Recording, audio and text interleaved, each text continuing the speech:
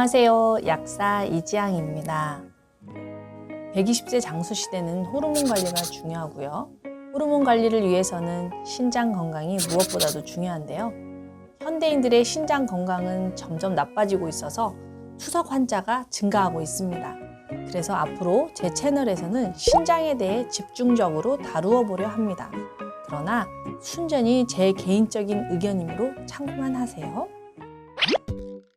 오늘은 루푸스와 신장에 대해서 알아봐요. 루푸스의 정확한 이름은 전신성 홍반성 루푸스죠. 루푸스는 늑대라는 뜻이고요. 루푸스의 증상이 늑대에게 물린 자국 같다고 해서 붙여진 이름이에요. 이름조차 겁나 무섭고 생소하고 자극적이네요. 주로 젊은 여성에게서 많이 나타나는 자가 면역 질환인데요. 여성에게 많이 나타나는 이유가 호르몬 때문이라고 말씀드렸어요. 혹시 기억나시나요? 못 보신 분들은 아래 영상 참고하세요. 루푸스는 나를 지켜줘야 할 내 몸의 면역계가 오히려 나를 공격해서 피부, 관절, 신장, 폐, 신경 등 전신에서 염증 반응이 일어나게 되는 거예요. 한마디로 면역세포가 미친 거죠. 도대체 왜 이런 일이 생기는 걸까요? 루푸스를 이해하시려면 조금 어렵긴 한데요. 면역복합체를 이해하셔야 해요. 면역복합체라는 것은 항원과 항체의 결합물인데요. 쉽게 말해서 항원은 도둑이고 항체는 도둑 잡는 덫이라고 생각하시면 쉬워요. 도둑이 덫에 걸려서 꼼짝달짝 못하는 모습 상상해 보세요. 그게 바로 면역복합체예요. 우리 몸에 도둑이 들어온다고요? 도둑이라는 게 세균이나 바이러스, 진먼지, 꽃가루 등 들어와서는 안 되는 그 모든 것이겠죠. 암튼지간에 덫에 걸린 도둑을 어떻게 해야죠? 경찰에 신고해서 잡아가라고 해야겠죠? 그런 것처럼 우리 몸도 일단 면역 복합체를 만들어 놓고 경찰, 즉 대식세포에게 연락을 해서 없애달라고 요청을 해요. 면역 복합체가 큰 도둑이요. 이 큰 도둑은 간과 비장에서 처리하죠. 그러니까 감옥에 보내버리는 거예요. 면역 복합체가 작은 쫌도둑은요.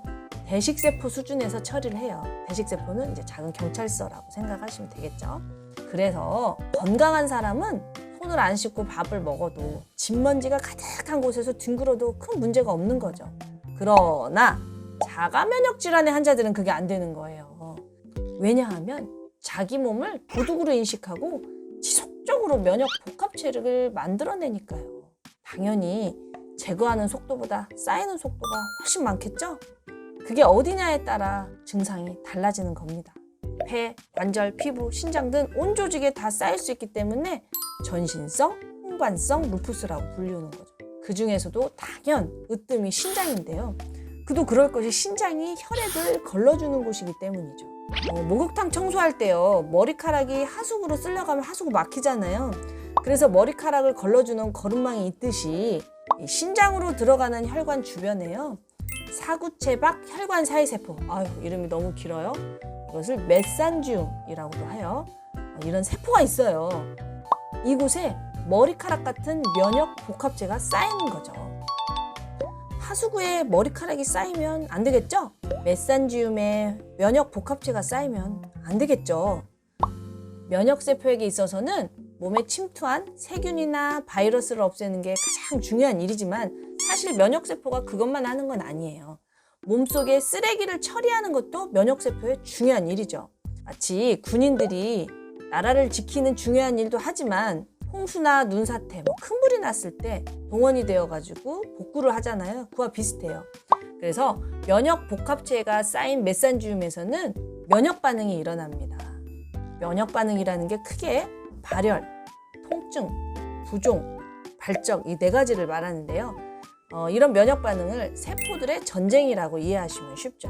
그래서 루푸스 신염이라는 것이 바로 신장에서 생기는 면역 반응, 즉 전쟁인 거죠. 루푸스 환자의 3분의 1이 시달리고 있습니다. 참으로 안타깝죠.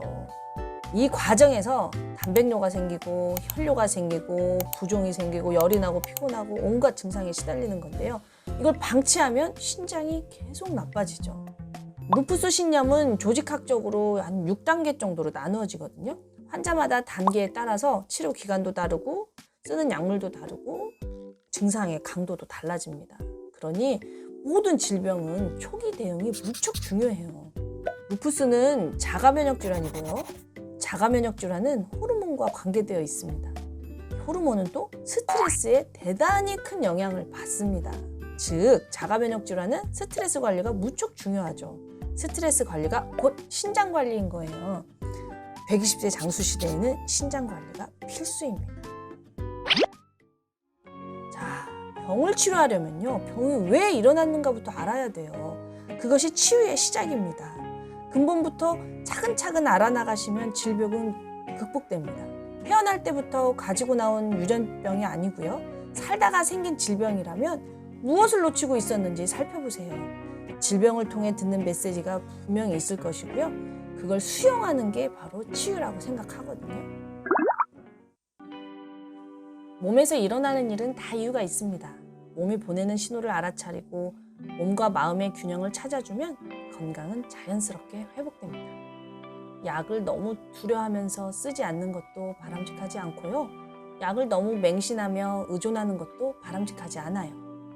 약을 꼭 필요할 때 적절히 활용하여 여러분들이 더욱더 행복하고 건강하고 평화로워지기를 기원합니다. 우리는 모두 연결되어 있습니다. 당신이 있기에 제가 있습니다. 사랑합니다. 잊지 마세요. 우리는 원래 하나입니다.